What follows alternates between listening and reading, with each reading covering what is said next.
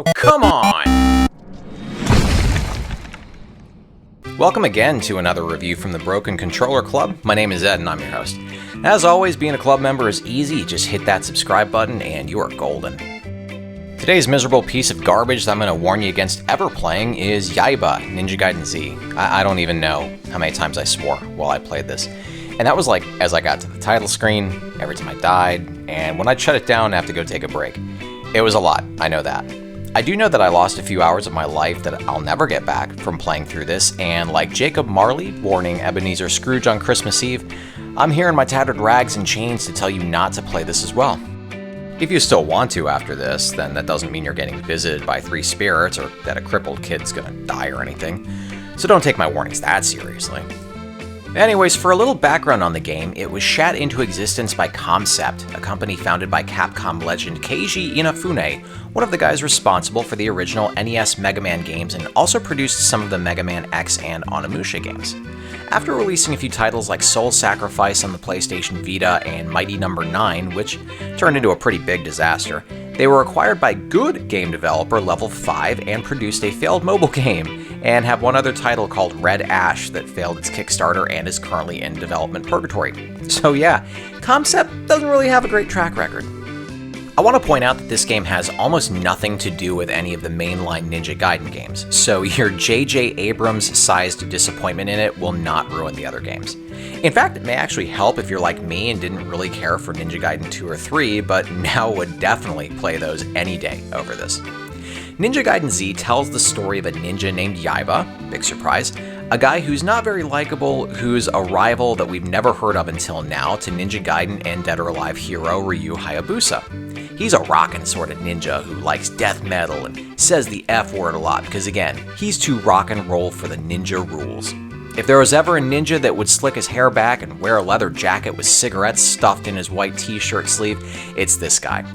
Being a bad boy doesn't mean you can fight though, because in the opening cinematic he's split in two from one of Ryu's attacks. He's brought back to life by Forge Industries as a cyborg with a big old robotic arm and a power core for a heart that looks like the arc reactor if it were made by someone who lives in a trailer park around the corner from your local Walmart. What starts as a quest for vengeance becomes a story of redemption as Yaiba battles his own bloodlust, falls in love with his handler and sidekick Monday, a stereotypical buxom computer programmer girl who probably has a Twitch and OnlyFans, and joins forces with Ryu to help save the world. Now that sounds great, right? Did you believe all that? Because I just made all of that up. No, what starts as a quest for vengeance stays a quest for vengeance, actually. Yaiba's only motivation through the whole game is his bloodlust and his obsession with killing Ryu. He does work with Monday, but only because he wants that booty, and she and her boss, billionaire bad guy and Forge Industries leader Alrico Del Gonzo, have a kill switch to keep him under their control. Their interest in this is to get him to stop a zombie infection that's rapidly spreading and also lead him to Ryu and his also hot and buxom sidekick Momiji, who's trying to find the source of the plague. What you find out later is that Forge Industries, unsurprisingly, is the source of the infection, and Del Gonzo plans to use the kill switch to kill both Yaiba and Ryu so that they have no opposition to what his real plan is. That plan is to become the Aztec god of the underworld. Why he chose Aztecs, it's totally beyond me. So after Yaiba defeats him, he and Monday decide to sell the zombification cure, but only by waiting it out a few months to drive the price up. I feel like there's a lesson about capitalism and big pharma in there, but I just don't care enough to find it. Also pretty sure YouTube will remove my video because it'll be considered misinformation, and that's the world we live in now. So if you haven't already guessed, it's really hard to want to play a game where the main character is totally unlikable. I did like Monday and Del Gonzo, they were pretty funny, and Ryu does the stoic thing like usual, and that's fine, but that's basically it. According to the story pieces you pick up in the game, Yaiba just likes killing people, and he's pissy that he can't use Ninpo, the ninja magic that you use in Ninja Gaiden. To know the whole story, I'd have to play the game again and find the remaining hidden story pieces, and honestly, I'd rather someone slowly drive toothpicks under my fingernails. The graphics in this felt like my eyes were bleeding after a little while. The colors are so bright and oversaturated that it felt like something was wrong with my TV. The graphics have this cel-shaded look that gives it almost a comic book feel to it, and while I can get into that, I actually preferred the game in monochrome, which happens when Yaiba's low on health. The blood still spurts in a bright red though, so it reminded me a bit of Mad World on the Wii. The music is just forgettable electronic music, nothing notable to report there. The gameplay is really where this whole thing falls apart though. The moment you start on the first level, you think it's going to be this arcade-like action game, but there's so many breaks in that type of action to do other more tedious things that it stopped being fun to me by the second level. Basically, each level has 3 types of phases. First, you've got your combat where you're usually running into an arena-like area and you fight tons of zombies. You'll usually get swarmed by these things and they do not let up. Hitting them does not interrupt their attacks, but they can interrupt your combos whenever they hit you. I noticed that even the most basic enemies take at least a dozen hits to kill depending on the combos that you're using. Actually finishing a combo will be difficult because of the interrupts I just mentioned, so you're better off running to the opposite end of the area, starting a combo before anything can get to you because I promise they're all chasing you by now, then you're able to actually finish it off with the most powerful hits. Now this is all assuming you're not hit by projectiles from zombies that have pinpoint accuracy, otherwise you're just dodging tons of stuff and sneaking in lucky hits. You only get health back by executing enemies, which has a pretty small window, so if you miss it, you'll get nothing for killing them normally. So unlike the actual Ninja Gaiden games where combat could look almost like a bloody dance when you're watching skilled players, combat in this game has no flow to it. Also during combat, you'll fight enemies that use different elements like fire, bile, and electricity. They all take various gimmicks to kill, and your normal attacks aren't very damaging to them unless you use an element they're vulnerable to. So to summarize, you're getting swarmed by enemies that interrupt any meaningful way to damage them, you're dodging projectiles that seem to know where you're going at all times, and you're also using gimmicks to kill elemental enemies. Does this sound like fun at all? Next, you'll have these awful platforming segments that are almost like QuickTime events, but your cues come from flashing parts of the environment, giving you a split second to decide what you have to do. A lot of this is trial and error, and while it's not that difficult, it sucks to get to the end of one of these things, miss a jump, then die and have to start the whole sequence over or go back to a checkpoint if there is one. No rules are established for this, but once you get a feel for how these parts work, the developers included a new type of action to do, and they don't warn you of it, so you just die repeatedly until you either look it up online or start hitting different buttons to experiment and see what works. But even then, you might have the correct button but miss the timing, so you think that you're still using the wrong button. So yeah, the platforming sucks. Lastly, you have these zombie-themed puzzles. You'll have an obstacle in your way like a locked door that needs opening or a truck that needs to be moved, and you have to find a zombie that'll get you through. You'll have to pick up a zombie and throw it or use it as a weapon to activate whatever needs to be done. Usually this has to do with elements like throwing an electric zombie at something spewing bile to cause some reaction, for example.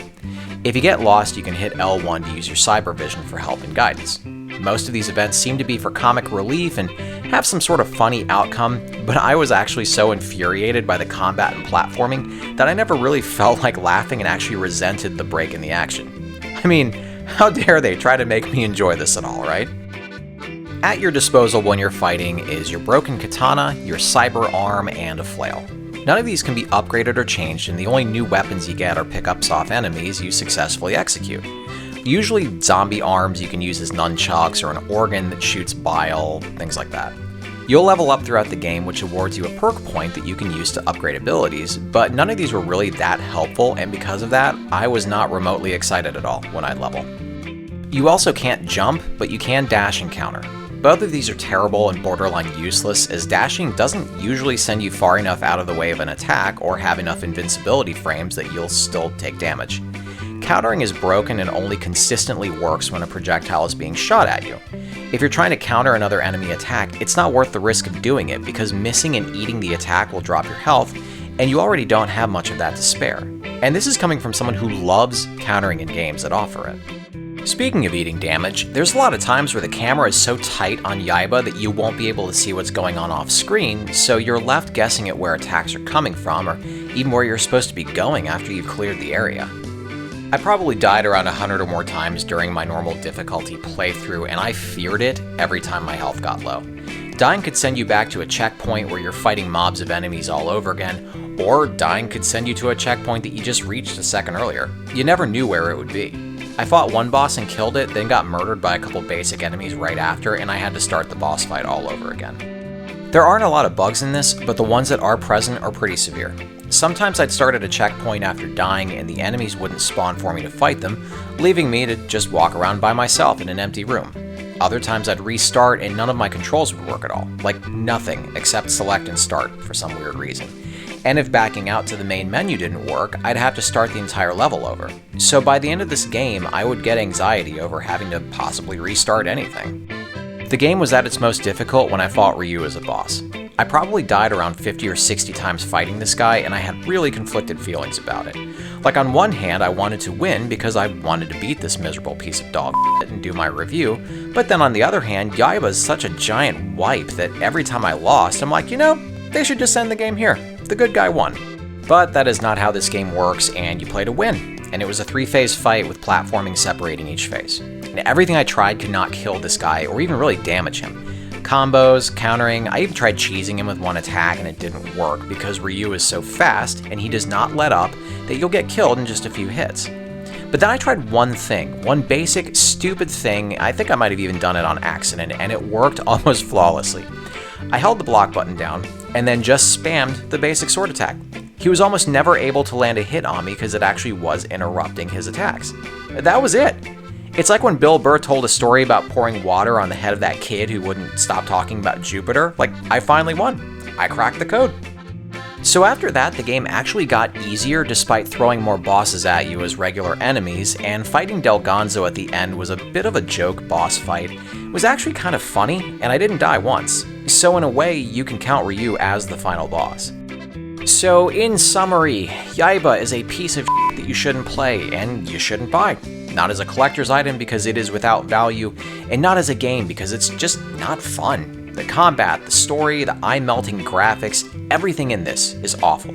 Stay away from it, and if you see it in a bargain bin, leave it there to rot so that it can eventually be dumped in the same part of New Mexico that all the Atari ET cartridges are at. Go play Lollipop Chainsaw instead. It was released the same year, it's hilarious, and if you need proof, then I've got the link to the review I did at the end of the video. And that's all for this review. I hope you guys enjoyed it more than I did making it, and especially more than I enjoyed playing this. We'll do this again soon. Stay frosty till then. Congratulations! You're one of an elite few to make it to the end of the video. Reward yourself by hitting the round subscribe button in the middle, and then check out the other goodies I've got and the links next to it.